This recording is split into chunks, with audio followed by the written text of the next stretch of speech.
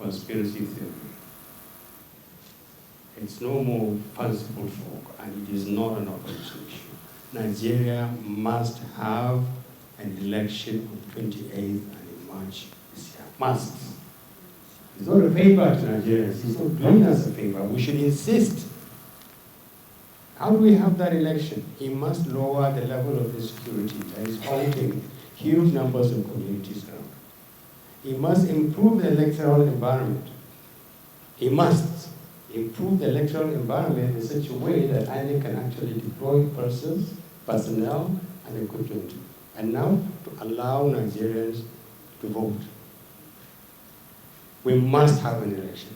Nigeria will not accept any arrangement that succeeds President Buhari unless it is founded within the Constitution of the Federal Republic of Nigeria.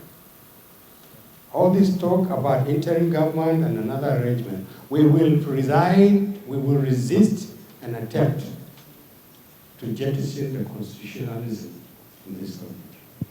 So let them know this, in case anybody is contemplating conjuring enough crises in this country to forestall this election. They should stop. Number two, there must be a credible election. There must be a credible election. The kind of election where the winner is elected creditably and everybody understands that. Yes, I understand that. Number three, and it's been said so, anybody who loses an election has a choice. Go to court and challenge it or accept themselves. We will not tolerate anybody who causes problem because he does not accept the fact that in a democratic contest, you have contested and you have lost. Thank you. Thank you very much.